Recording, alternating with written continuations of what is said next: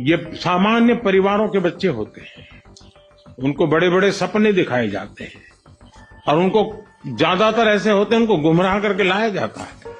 और इसलिए ये ह्यूमन ट्रैफिकिंग में जुड़े हुए पूरे इकोसिस्टम पर हमने वार करना चाहिए कि जो सच्चे अर्थ में भारत का ही नागरिक होगा वो अगर अमेरिका में गैर कानूनी तरीके से रहता है तो उसको वापस लेने के लिए भारत तैयार है।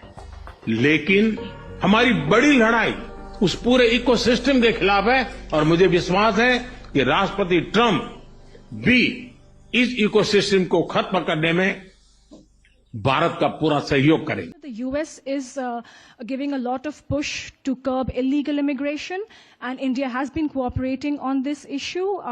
How does India see this issue in the larger context? Thank you. सवाल सिर्फ भारत का नहीं है, वैश्विक रूप से हम इस बात के हैं कि गैर कानूनी तरीके से जो लोग दूसरे देशों में होते हैं उनको वहां रहने का कोई कानूनी अधिकार तो है नहीं। जहां तक भारत और अमेरिका का सवाल है, हमने हमेशा कहा है कि जो वेरीफाइड होगा, कि जो सच्चे अर्थ में भारत का ही नागरिक होगा वो अगर अमेरिका में गैर कानूनी तरीके से रहता है तो उसको वापस लेने के लिए भारत तैयार है। लेकिन बात हमारे लिए वहां से रुकती नहीं है।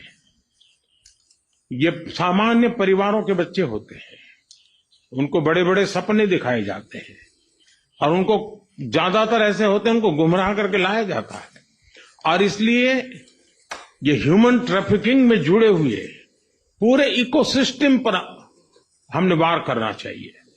और अमेरिका और भारत मिल करके हमारी कोशिश है और हमारी कोशिश रहनी चाहिए कि इस प्रकार की पूरी इकोसिस्टम को हमें जड़ मूल से नष्ट करना चाहिए ताकि ह्यूमन ट्रैफिकिंग बंद हो और गरीब लोगों को जो अपनी धन दौलत बेच करके ऐसे बड़े बड़े सपने दिखा करके उनको अंधेरे में रख करके ले जाया जाए, उनके साथ भी अन्याय है। और इसलिए हमारी बड़ी लड़ाई उस पूरे इकोसिस्टम के खिलाफ है और मुझे विश्वास है कि राष्ट्रपति ट्रंप भी इस इकोसिस्टम को खत्म करने में भारत का पूरा सहयोग करेंगे।